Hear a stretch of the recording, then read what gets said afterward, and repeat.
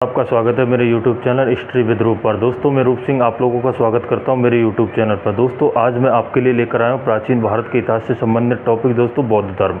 दोस्तों मैं इससे पहले जैन धर्म को कंप्लीट करा चुका हूं। दोस्तों आज मैं आपके लिए बौद्ध धर्म का पार्ट फर्स्ट है दोस्तों, पार्ट सेकंड और आएगा, उसमें जो भी बौद्ध धर्म बचा हुआ है उसको मैं कंप्लीट करने वाला हूँ।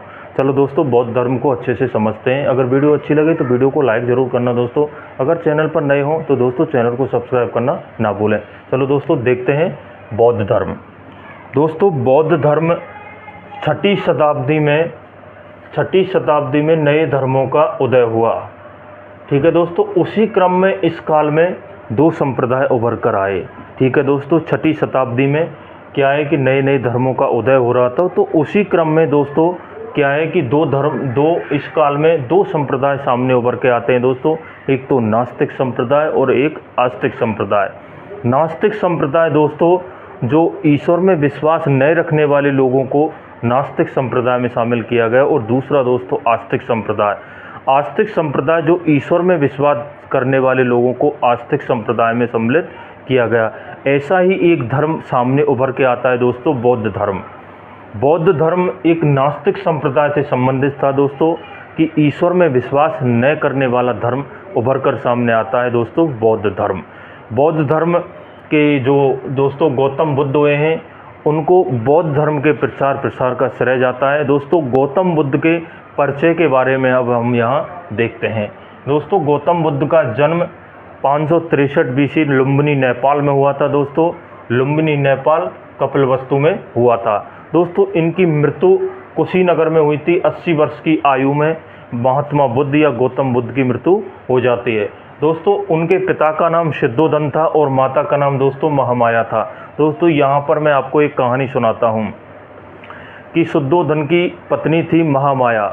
महामाया अपनी मायके जा रही थी, तो मायके में जाते समय दोस्तों एक जो वन पड़ता है वो कुंडल वन से गुजर रही थी, लुम्बिनी वन से गुजर रही थी। तो वहाँ पर गुजरते वक्त ही दोस्तों उनकी प्रसव पीड़ा शुरू हो जाती है। तो प्रसव पीड़ा शुरू होते ही उनको वन में ही एक पुत्र का जन्म होता है। उस पुत्र का नाम दोस्तों महात्मा बुद्ध या गौतम बुद्ध होता है दोस्तों। वो महात्मा बुद्ध को 7 दिन बाद ही जन्म देके और दोस्तों उनकी मृत्यु हो जाती है। तो 7 दिन बाद महात्मा बुद्ध की माँ की मृत्यु होने के बाद दोस्तों जो उनके पिता थे शुद्धोधन, वो जो महात्मा बुद्ध की मौसी थी वो गौतमी से विवाह कर लेते हैं। प्रजापति गौतमी से जो सौतेली माँ थी उनसे वो विवाह कर लेते हैं। ठीक है दोस्तों, यहाँ से उनकी पत्नी का नाम दोस्तों यशोधरा था। 16 वर्ष की आयु में महात्मा बुद्ध का विवाह हो जाता है दोस्तों। विवाह किसके साथ होता है? यशोधरा के साथ। ठीक है दोस्तों, उनसे एक पुत्र की प्राप्ति होती है जिनका नाम राहुल था। राहुल का नाम मतलब होता है दोस्तों एक और बंधन। ठीक है दोस्तों, आगे देखते हैं। गृह त्याग। महात्मा बुद्ध ने 29 वर्ष की आयु में गृह त्याग किया दोस्तों। गृह त्याग को महावीर निष्क्रमण के नाम से जाना जाता है दोस्तों। गृह त्याग करते समय उन्होंने 4 दृश्यों को देखा। उन 4 दृश्यों को देख करके बहुत ही चिंतित हुए दोस्तों। पहला दृश्य क्या देखा दोस्तों? वृद्ध व्यक्ति को।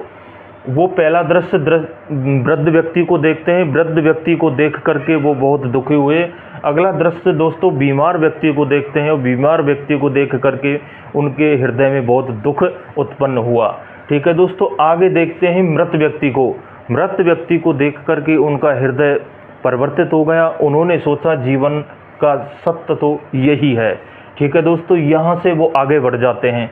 तो आगे देखते हैं दोस्तों एक सन्यासी को। सन्यासी को देख करके वो प्रसन्न था। सन्यासी को उन्होंने एक प्रसन्नचित्त मुद्रा में देखा। तो इन शब्द को दुखी देख करके और सन्यासी एक प्रसन्नचित्त मुद्रा में था। तो यहाँ से उनके जीवन का एक बहुत ही इम्पोर्टेंट परिवर्तन होता है दोस्तों। यहाँ से उनके मन में सन्यास धारण करने का विचार उत्पन्न हो जाता है दोस्तों। यहाँ से आगे वो ज्ञान की खोज के लिए निकलते हैं दोस्तों। निकलने के बाद गृह त्याग उन्होंने 29 वर्ष की आयु में कर दिया था, महावीर निष्क्रमण। तथा वो ज्ञान की प्राप्ति के लिए जब निकलते हैं तो उन्होंने अपना प्रथम गुरु दोस्तों अलार कलाम को बनाया था। अलार का नाम शांक धर्म से संबंधित था। अलार कलाम वैशाली से बिलोंग करते थे दोस्तों। द्वितीय गुरु उन्होंने रुद्रक रामपुत्र को बनाया था। द्वितीय गुरु रुद्रक रामपुत्र को बनाया था, और द्वितीय जो रुद्र रामपुत्र थे वो राजगृह से संबंधित थे। दोस्तों ज्ञान प्राप्ति उन्होंने बोधगया में, उनको ज्ञान की प्राप्ति बोधगया बिहार में हुई थी। दोस्तों 6 वर्षों के कठिन तपस्या के बाद उन्होंने 35 वर्ष की आयु में महात्मा बुद्ध ने पीपल के वृक्ष के नीचे ज्ञान की प्राप्ति की। ज्ञान प्राप्ति को दोस्तों बुद्ध धर्म में बोधत्व कहा जाता है। जो बोधत्व है दोस्तों, बोधत्व के साथ साथ ही उनको तथागत कहा गया। तथागत का मतलब होता है सत्य है ज्ञान जिसका। ठीक है दोस्तों, जो बुद्धत्व है वो पाली भाषा में, ज्ञान जो भी उनके विचारधाराएं थी वो पाली भाषा में लिखी गई हैं। ठीक है दोस्तों, उनका प्रिय शिष्य था आनंद। जो ब्राह्मणों के 5 शिष्यों में से प्रिय शिष्य कौन थे? आनंद। उन्होंने अपने 5 शिष्यों को दोस्तों प्रथम उपदेश दिया जो सारनाथ में दिया। सारनाथ को दोस्तों ऋषि पतन के नाम से भी जाना जाता है।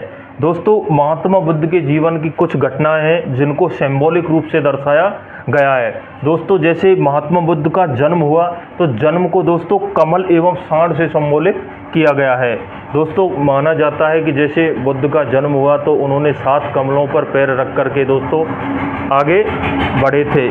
दोस्तों गृह त्याग, जब उन्हें घर का त्याग किया तो दोस्तों घर का त्याग करते समय वो जब घर से निकले तो उन्होंने घोड़े का प्रयोग किया। तो दोस्तों गृह त्याग को किससे सम्बोधित किया जाता है? घोड़े से। दोस्तों आगे देखते हैं ज्ञान प्राप्ति। दोस्तों उनको ज्ञान की प्राप्ति पीपल के वृक्ष के नीचे हुई, तो उनके ज्ञान प्राप्ति का सम्बोधित पीपल को माना जाता है। दोस्तों आगे देखते हैं निर्वाण। निर्वाण का मतलब होता है दोस्तों जन्म और मरण के बंधन से छुटकारा प्राप्त करना। तो दोस्तों उनके निर्माण को पद चिन्ह या स्तूपों के द्वारा सिंबॉलिक रूपों में देखा जाता है। दोस्तों आनंद जो उनके प्रिय शिष्य थे दोस्तों, उनके आग्रह पर महिलाओं को बौद्ध धर्म में प्रवेश मिला था। जो वैशाली से संबंधित थे दोस्तों आनंद, उनकी जो आग्रह करने पर ही इन महिलाओं को बौद्ध धर्म में शामिल किया गया था। आगे देखते हैं दोस्तों प्रथम महिला शिष्य कौन थी दोस्तों बौद्ध धर्म में? प्रजापति गौतमी। ठीक है दोस्तों, सर्वाधिक उपदेश उन्होंने श्रावस्ती कौशल में दिए थे।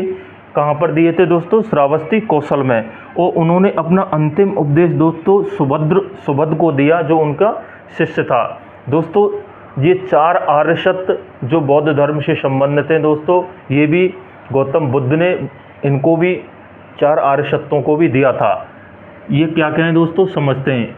इन्होंने बताया दुख होता है दोस्तों, और दुख का एक समुदाय होता है, और दुख का निरोध, दुख का कारण भी होता है दोस्तों, और दुख निरोध का मार्ग भी, कि दुख होता है और दुख निवारण के मार्ग भी होते हैं।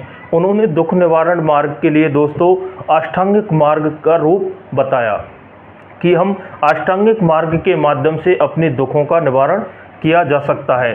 दोस्तों अष्टांगिक मार्गों में आता है सम्यक दृष्टि, सम्यक संकल्प, सम्यक वाक होनी चाहिए दोस्तों, सम्यक कर्म होना चाहिए, सम्यक आजीव होना चाहिए, सम्यक व्यायाम होनी चाहिए दोस्तों, और सम्यक स्मृति होनी चाहिए, और सम्यक समाधि होनी चाहिए। दोस्तों दुख का कारण महात्मा बुद्ध ने तृष्णा बताया है। अगर मनुष्य अपनी तृष्णा को शांत कर ले तो दुखों का भी अंत किया जा सकता है। दोस्तों महात्मा बुद्ध ने 13 रत्न बताए थे दोस्तों, बुद्ध धम्म और संघ। संघ किसको कहा जाता है? जहाँ से बौद्ध धर्म का प्रचार किया जाता था उसको संघ कहा जाता था। दोस्तों बौद्ध धर्म का प्रमुख लक्ष्य क्या था दोस्तों? कि निर्वाण की प्राप्ति करना।